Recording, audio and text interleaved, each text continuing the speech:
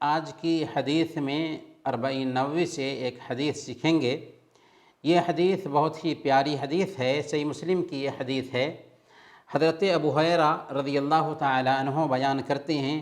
کہ اللہ کے نبی صلی اللہ علیہ وسلم نے ارشاد فرمایا، من نفس عن مؤمن کربۃ من کرب الدنیا نفس اللہ عنہ کربۃ من کرب یوم القیامہ۔ جس کسی نے کسی مومن کی دنیا کی پریشانیوں میں سے کسی پریشانی کو دور کیا تو اللہ تعالیٰ کل قیامت کے دن کی پریشانیوں میں سے ایک پریشانی کو اس سے دور کرے گا۔ اس سے پتہ یہ چلتا ہے کہ اگر ہم اس دھرتی پر جیتے جی دوسرے جو لوگ پریشان ہیں، اور پریشانی ہر ایک کی الگ الگ ہو سکتی ہے، تو کسی کو بھی کسی بھی معاملے میں پریشان دیکھتے ہیں اور ہم اس کی پریشانی کو دور کر دیتے ہیں، تو اللہ تعالیٰ اس پریشانی کو دور کرنے کی وجہ سے ہماری پریشانی جو کل قیامت کے دن جس سے دوچار ہوں گے اس کو دور کرے گا۔ تو گویا کہ اللہ تعالیٰ نے یہ ضمانت لی ہے کہ دنیا میں کوئی پریشان ہے، اس کی پریشانی کو تم دور کر دو گے تو آخرت میں اللہ تعالیٰ تمہاری پریشانی دور کرے گا۔ وَمَنْ يَسَّرَ عَلَى مُعْسِرٍ يَسَّرَ اللَّهُ عَلَيْهِ فِي الدُّنْيَا وَالْآخِرَةِ، اور جس نے کسی تنگ دست پر آسانی کی اس پر اللہ تعالیٰ دنیا اور آخرت میں آسانی کرے گا۔ کوئی مالی اعتبار سے کمزور تھا، اس کی مدد کر دیا۔ کوئی قرض لیا تھا، چکانے میں دقت ہو رہی تھی، اس کو مہلت دے دیا، تو اللہ رب العالمین دنیا کی بھی اور آخرت کی بھی پریشانی دور کرے گا، اور دنیا میں بھی اور آخرت میں بھی ہمارے ساتھ آسانی فرمائے گا۔ گویا کہ ہم کسی کے کام آتے ہیں تو ہمیں یہ نہیں سمجھنا چاہیے کہ ہم نے کسی کو دنیا میں فائدہ پہنچایا تو اس کا کوئی فائدہ ہمیں دنیا میں نہیں ملتا، نہیں، بلکہ دنیا میں بھی اس کا فائدہ ہم دیکھتے ہیں۔ یہ الگ بات ہے کہ کبھی کبھار اس کا ہمیں احساس نہیں ہوتا، شعور نہیں ہوتا۔ اللہ کے نبی صلی اللہ علیہ وسلم آگے فرماتے ہیں، وَاللَّهُ فِي عَوْنِ الْعَبْدِ مَا كَانَ الْعَبْدُ فِي عَوْنِ أَخِيهِ، اللہ تعالیٰ برابر بندے کی مدد کرتا رہتا ہے جب تک کہ بندہ اپنے بھائی کی مدد میں لگا ہوتا ہے۔ اگر ہم کسی بھائی کی مدد میں لگے ہوتے ہیں، مدد کی نوعیت کچھ بھی ہو، اگر ہم کسی بھائی کی مدد میں لگے ہوتے ہیں تو اللہ تعالیٰ کی مدد ہمیں مل رہی ہوتی ہے۔ یہ گارنٹی ہے اللہ کے نبی صلی اللہ علیہ وسلم کی طرف سے کہ اگر ہم اپنے کسی بھائی کی مدد کر رہے ہوتے ہیں، کسی بھائی کی مدد میں لگے ہوتے ہیں، تو اللہ تعالیٰ ہماری مدد کر رہا ہوتا ہے۔ وَمَنْ سَلَكَ طَرِيقًا يَلْتَمِسُ فِيهِ عِلْمًا سَهَّلَ اللَّهُ لَهُ بِهِ طَرِيقًا إِلَى الْجَنَّةِ، اور جو آدمی علم کی تلاش میں کسی راستے پر چلا تو اللہ تعالیٰ اس کی وجہ سے اس کے لیے جنت کا راستہ آسان کر دیتا ہے۔ یہ کتنا پیارا دین ہے جس دین پر ہم چل رہے ہیں کہ اللہ تعالیٰ نے اس دین میں یہ خوبی رکھی ہے کہ ایک انسان اگر دین سیکھنے کے لیے نکلتا ہے، آپ اپنے گھر سے آئے تاکہ یہاں بیٹھ کر کے دین کی باتیں سیکھیں، تو یہ جو دین سیکھنے کے لیے ہم نکلتے ہیں تو اللہ رب العالمین کا کرم دیکھیں کہ اللہ تعالیٰ ہمارے لیے جنت کا راستہ آسان کر رہا ہوتا ہے۔ عجیب بات ہے، دین سیکھنے کے لیے نکلے ہیں اور ہم اپنی جہالت کو ختم کرنا چاہتے ہیں، ہم اللہ اور اس کے رسول کے دین کو سمجھنا چاہتے ہیں۔ اللہ تعالیٰ اس کی اتنی قدر کرتا ہے کہ ہمارے لیے جنت کا راستہ آسان کر رہا ہوتا ہے۔ گویا کہ ہم دین سیکھنے کے راستے میں نکلتے ہیں تو جنت کے راستے پر چلے جاتے ہیں۔ ہمارے لیے یہ آسان تھا کہ ہم اس جگہ پر آنے کے بجائے اپنے روم میں ہوتے، آرام سے ٹی وی دیکھ رہے ہوتے، آرام سے دوسروں کی باتیں سن رہے ہوتے، لیکن نہیں، ہم نے ذرا قربانی دی، یہاں آ کر کے بیٹھ گئے اور دین کی باتیں سنی، تو اللہ تعالیٰ ایسے بندے کے لیے جنت کا راستہ آسان کرتا ہے۔ بلکہ دوسری حدیث میں اللہ کے نبی صلی اللہ علیہ وسلم نے بیان فرمایا کہ اللہ تعالیٰ طالب علم کے لیے فرشتوں کو مسخر کر دیتے ہیں، کہ فرشتے طالب علم کے لیے اپنا پر بچھاتے ہیں۔ وَمَا اجْتَمَعَ قَوْمٌ فِي بَيْتٍ مِّن بُيُوتِ اللَّهِ يَتْلُونَ كِتَابَ اللَّهِ وَيَتَدَارَسُونَهُ بَيْنَهُمْ إِلَّا نَزَلَتْ عَلَيْهِمُ السَّكِینَةُ، اور جب کوئی قوم اللہ کے گھروں میں سے کسی گھر میں اللہ کی کتاب تلاوت کرنے کے لیے اکٹھا ہوتی ہے اور وہ آپس میں اس کو پڑھتے ہیں، إِلَّا نَزَلَتْ عَلَيْهِمُ السَّكِینَةُ، تو ان کے اوپر سکون اترتا ہے۔ گویا کہ اللہ کی کتاب کے لیے اگر ہم اکٹھا ہوتے ہیں، اس کو سیکھتے ہیں اور اس کو سنتے ہیں، تو اللہ کے نبی صلی اللہ علیہ وسلم نے گارنٹی لی کہ ایسے لوگوں کے اوپر اللہ رب العالمین کی طرف سے سکون اترتا ہے۔ وغشیتہم الرحمہ، اور اللہ کی رحمت ان کو ہر طرف سے ڈھانپ لیتی ہے۔ وحفتہم الملائکہ، اور فرشتے ان کو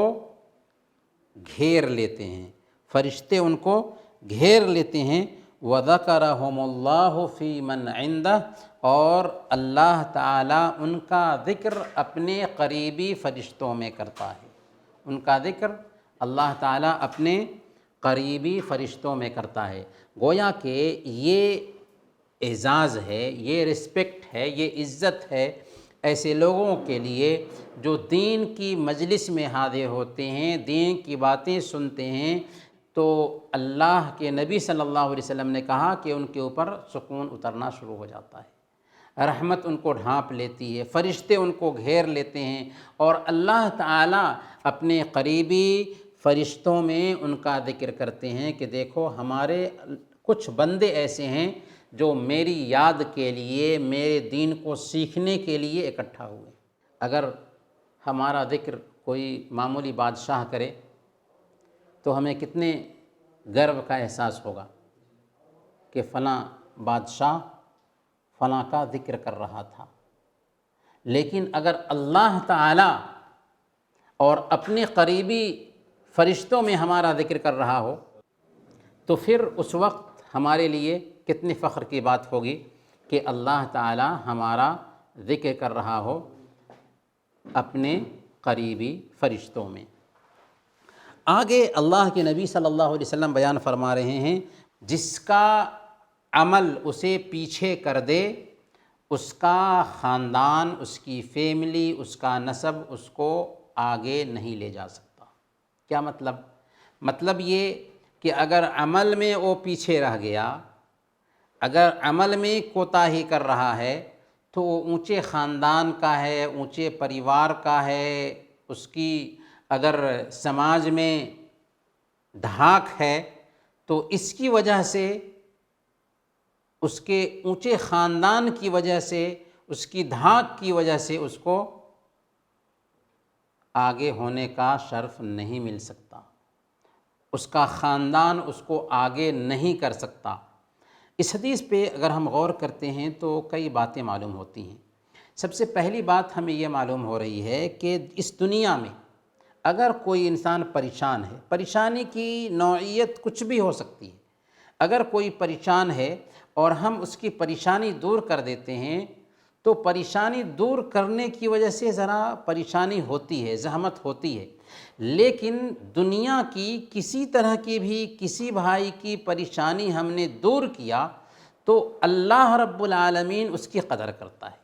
اور دنیا میں بھی اللہ تعالی ہماری پریشانی دور کرتا ہے اور آخرت کی تو پریشانی دور کرے گا ہی۔ اور اگر ہم کسی بھائی کی مدد میں ہم لگے رہتے ہیں تو اللہ تعالیٰ عجیب طریقے سے ہماری مدد میں بھی لگا رہتا ہے، ہمیں احساس نہیں ہوتا لیکن اللہ تعالیٰ عجیب طریقے سے ہمیں دیتا ہے۔ اسی لیے اگر ہم دنیا میں کسی کا ساتھ دیتے ہیں تو ہمیں یہ نہیں سوچنا چاہیے کہ فلانا کا ہم نے ساتھ دیا تھا یا فلانا کی ہم نے مدد کی تھی تو وہ ہمارے لیے اچھا بن جائے، یعنی یہ نہیں سوچنا چاہیے کہ ہم کو اس کے بدلے میں کیا ملا۔ اسی لیے ایک مومن جو ہوتا ہے نا، اللہ کے لیے مدد کرتا ہے، کوئی بھی کسی کو خدمت دیں، سروس دیں تو اللہ کے لیے دیں۔ جب اللہ کے لیے سروس کریں گے کسی کی تو اس وقت آپ کو، اگر وہ گالی بھی دے گا بعد میں تو آپ کو احساس نہیں ہوگا۔ کیوں؟ اس لیے کہ آپ نے اپنے رب کو راضی کرنے کے لیے فلاں کا کام کیا تھا، آپ نے اپنے رب کو راضی کرنے کے لیے فلاں کی خدمت کی تھی، تو آپ نے اپنے رب کو راضی کر لیا۔ اب اگر وہ گالی بھی دیتا ہے تو کیا آپ کو فرق پڑنے والا ہے؟ معجم الطبرانی کی روایت ہے، اللہ کے نبی صلی اللہ علیہ وسلم بیان فرماتے ہیں، لا ان امشی ما اخی المسلم فی حاجت احب الی من ان اعتکف فی هذا المسجد شہرا، میں اپنے کسی بھائی کی مدد کرنے کے لیے اس کے ساتھ چل کر کے جاؤں، یہ میرے لیے 1 مہینہ تک مسجد نبوی میں قیام کرنے سے بہتر ہے۔ یعنی اگر کوئی انسان 1 مہینہ تک مسجد نبوی میں قیام کرتا ہے اور دوسرا آدمی ہے جو کسی بھائی کی مدد کے لیے اس کے ساتھ چل کر کے جاتا ہے، اپنی گاڑی سے اس کو پہنچا دیا، اس کا کوئی کام کرا دیا، تو کسی بھائی کی مدد کے لیے اگر چل کر کے اس کے ساتھ جاتا ہے اور اس کو مدد پہنچایا، تو اللہ کے نبی صلی اللہ علیہ وسلم فرماتے ہیں کہ 1 مہینہ تک قیام کرنا اس سے بہتر ہے کہ میں اپنے کسی بھائی کی مدد کے لیے چل کر کے جاؤں اس کے ساتھ۔ تو کتنا پیارا دین ہے جو ہمیں کسی کے کام آنے پر بھی اتنا سارا ثواب دیتا ہے، سبحان اللہ۔ ایک دوسرا سبق جو ہمیں اس حدیث سے ملتا ہے وہ یہ ہے کہ علم سیکھنے کے راستے پر اگر ہم چلتے ہیں تو اللہ تعالی ہمارے لیے جنت کا راستہ آسان کر دیتا ہے۔ یہ بشارت ہے اللہ کے نبی صلی اللہ علیہ وسلم کی طرف سے کہ علم کے راستے میں ہم نکلیں گے تو اللہ تعالی ہمارے لیے جنت کا راستہ آسان کر دے گا۔ اور اسی میں یہ نقطہ بھی ہمارے ذہن میں رہے کہ فرشتے بھی طالب علم کے راستے میں پر بچھاتے ہیں۔ تیسرا سبق اس سے یہ ملتا ہے کہ اگر ایک بندہ قرآن سیکھنے کے لیے اللہ کے گھروں میں سے کسی گھر میں اکٹھا ہوتا ہے اور قرآن سنتا ہے، اس کا درس سنتا ہے، اس کی باتیں سنتا ہے، اس کے پیغام پہ غور کرتا ہے،